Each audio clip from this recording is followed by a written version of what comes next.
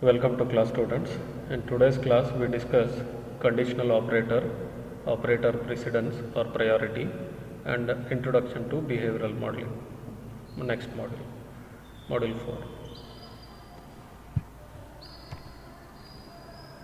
The conditional operator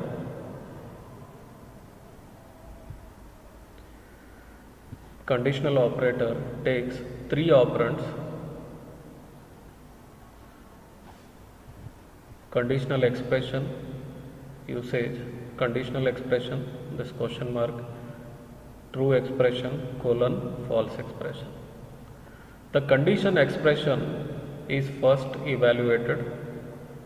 If the result is true, if the condition is true, logical 1, then the true expression is evaluated. If the result is false, that is logical 0, then the false expression is evaluated. If the result is x, that is unknown or ambiguous, in that case, then both true expression and false expression are evaluated and their results are compared bit by bit to return for each bit position on x if the bits are different, and the value of the bits if they are the same. The action of a conditional operator is similar to a multiplexer, 2:1 multiplexer. Alternatively, it can be compared to the if-else expression.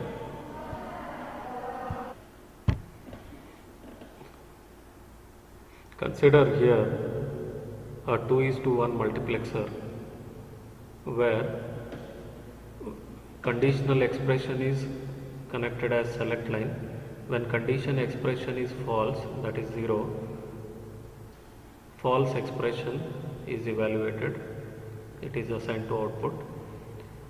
If conditional expression is true, then the value evaluated by true expression is connected to output, it is assigned to output. This is how the operation of conditional operator takes place. The conditional operators are frequently used in data flow modeling to model the conditional assignments. The conditional expression acts as a switching control. Model functionality of a tri-state buffer. Tri-state buffer means there is an output, an address bus, assign address bus. There is an enable which controls, if drive enable is 1, then address out is connected to address bus. If drive enable is 0 or false, in that case Z, 36 binary values, Z high impedance, those are connected to address bus in this case. To model tri-state buffer and to implement 2:1 mux, so if you consider this output, out, assign out, control, you are connecting here. In control, when it is 1, IN1 is connected to output, IN1 value is assigned to output. If control is 0, IN0 value is connected to output. So this conditional operator works as 2:1 mux. It can also be used to implement a tri-state buffer where buffer input, output, and there is a enable. When enable is 1, then output should be assigned with input. If enable is 0, output should be assigned with Z, high impedance. So that is implemented in this case. When drive enable is 1, the data address out is assigned to address bus. When drive enable is 0, Z is assigned to address bus, 36 bits. Conditional operations can be nested. If you consider a 4:1 mux implementation using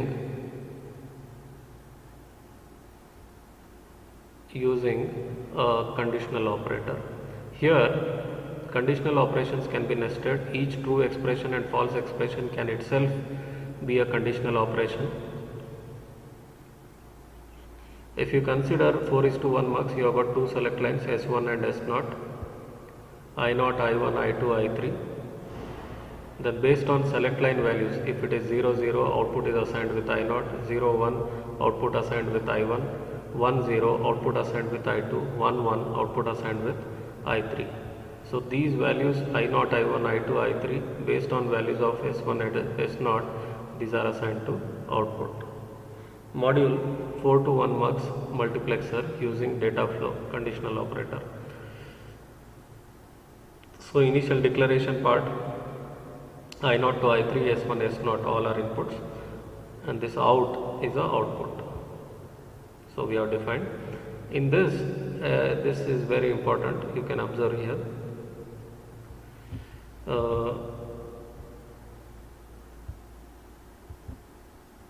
You can observe there are the assign out expression.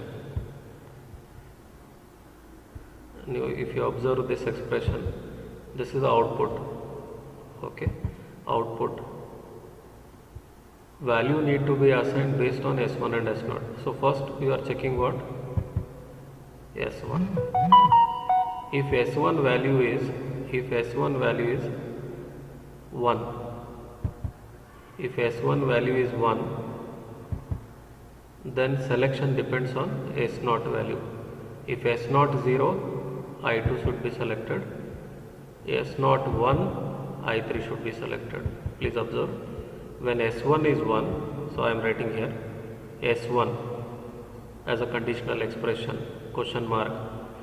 So here true expression I should write when S1 is 1. Now again a true expression is one more conditional operator. So here we are writing S0. If S0 is 1, I3. If S0 is 0, I2 we have written. So now what we are doing, say suppose if the combination is 1 1, how the input is selected and assigned to output, you observe. When S1 and S0 both are 1 1, when S1 is 1, true expression is selected, and true expression is one more conditional operator. So S0 value is also 1, then I3 is selected. So when S1 is 1, S0 is 1, I3 is assigned to output. Now if you consider a case 1 0, 1 0 if you consider, when S1 is 1, S1 is 1, this expression, true expression is considered. In that you are checking value of S0. S0 is 0. S0 0 means it is selected. It will select what? I2. It will select I2. So when S1 is 1, S0 is 0, I2 is selected.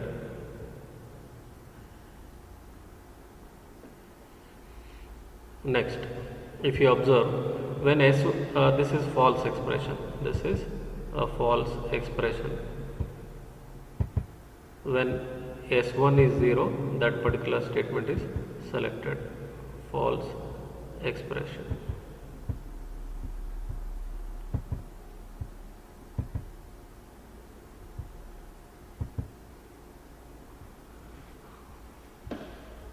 When S1 is 0, this false expression is selected. Now it depends on S0 value. If S0 is 1, I1 is selected. If S0 is 0, I0 is selected. So when S1 is 0, this false expression is selected. Now output depends on S0 value. A false expression is one more conditional operator. S0 value, if it is 1, I1 is selected.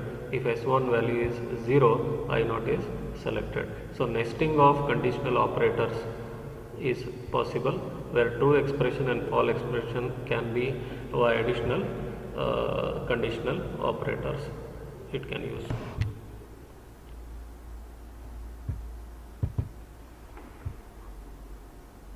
Now if you consider a 4:1 multiplexer implementation using data flow style of coding, okay, so you write output declaration part I0 to I3, S1, S0. So input and outputs declaration is done here. In data flow expression, you can write when S1 0, S0 0, I0 should be selected.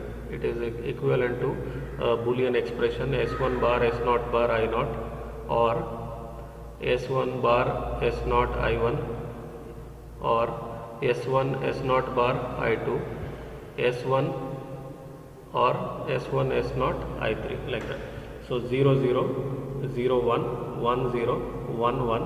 For that you need to select I0, I1, I2, I3. All these expressions are ORed and assigned to an assign out.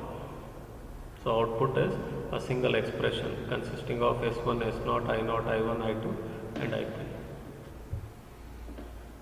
Now if you consider a data flow style of coding, module 4-bit full adder, if you want to implement using say initial declaration part, 4-bit full adder represents the operands A, B and the sum that is generated is of size 4-bit. So we have to define A, B and sum as 3:0, 4-bit, and C in and C out, input carry in and carry out size 1-bit.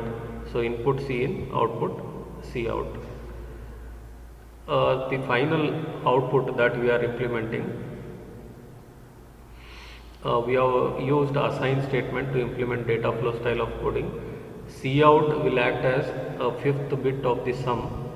So we have written as MSB position C out, comma sum. Sum means it is 4-bit, 3:0. So you are concatenating 4 scalar and vector. Result is a vector, a 5-bit vector, and you are adding A plus B plus C in using arithmetic operators. Or you can also implement using expressions where A XOR B XOR C in will give you sum for 1-bit full adder. Since here we are implementing 4-bit full adder using arithmetic operator, so I have used A plus B plus C in. This will result in a C out and 4-bit sum. A and B are correspond to a 4-bit value, C in is a scalar quantity. The final result will be available in C out and sum 3:0. Total result is 5-bit. C out will be 1 when carry is generated, otherwise C out will be 0. One more important observation about operator precedence.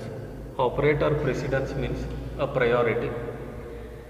Highest priority is given for unary operator, lowest precedence for conditional operator.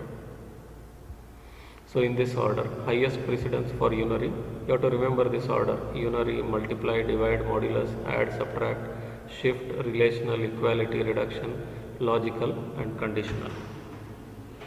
Now these precedence rules are important only when, if properly that parenthesis part if you are not using, then precedence rules must be known. If you consider A plus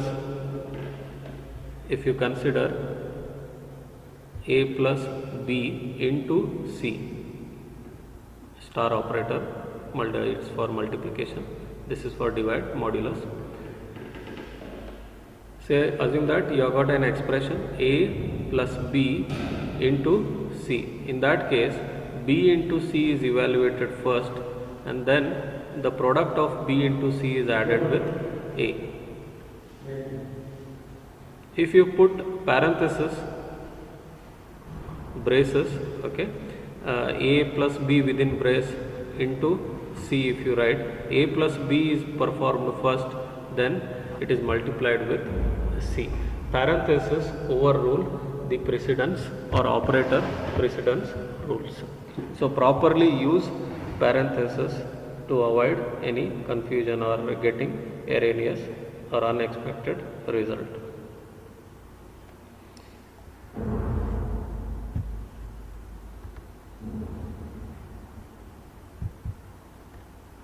Behavioral modeling. Next module we begin with behavioral modeling. With the increasing complexity of digital design, designers need to be able to evaluate the trade-offs of various architectures and algorithms before they decide on the optimum architecture and algorithm to implement in hardware.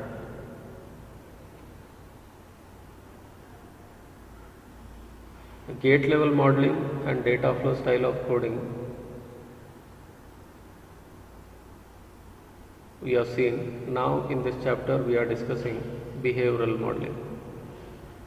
In behavioral modeling, we are not worried about the number of gates involved.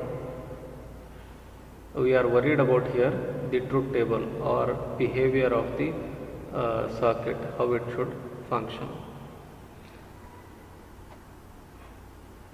Design at this level resembles C programming more than it resembles digital circuit design. So in behavioral coding, it is as good as we are writing C programming language, the syntax, rather than a digital circuit design. It appears like, because we are using truth tables to implement our design. So we are using if, case statements, for loop, while loop. So the programming here in behavioral modeling, it resembles to somewhat C programming syntax. Verilog provides designer the ability to describe the design functionality in algorithm manner or behavior of the circuit. So in general, there are many ways in which, if you take a particular example, any example, full adder, say for example, so full adder can be implemented using logic expression for sum and carry. Full adder can be implemented with the help of truth table also.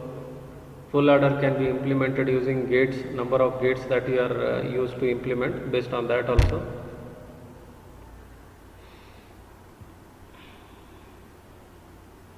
So here in this case we are implementing design functionality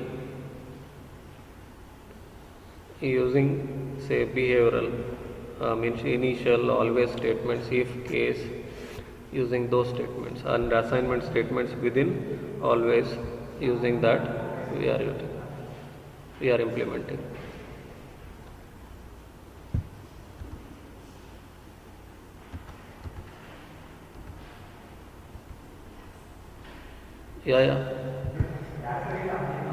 Structured procedures. There are two structured procedure statements in Verilog, always and initial. All other behavioral statements like if, case, for, while, assert, these statements appear inside the structured procedure statements like always and initial. Verilog is a concurrent programming language, unlike the C programming language, which is sequential in nature.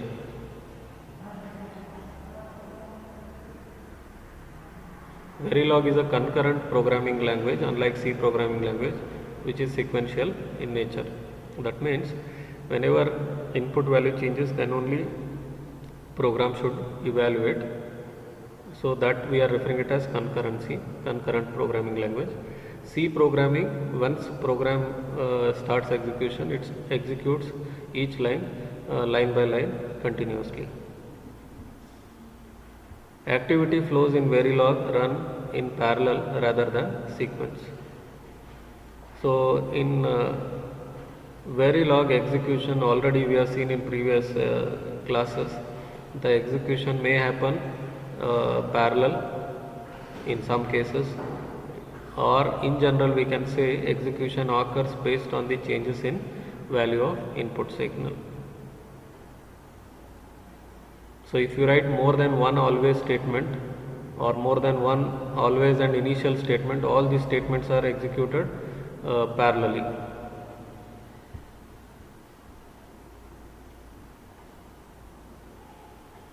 Each always and initial statement represents a separate activity flow in Verilog. Each activity flow starts at simulation time 0. The statements always and initial cannot be nested. Writing always statement within always statement is not allowed. Writing initial statement within always is also not allowed. Writing initial statement within one more initial statement is also not allowed. So nesting is not allowed in Verilog for always and initial statements. We discuss more about these statements, always and initial statement, in next class. Thank you, students.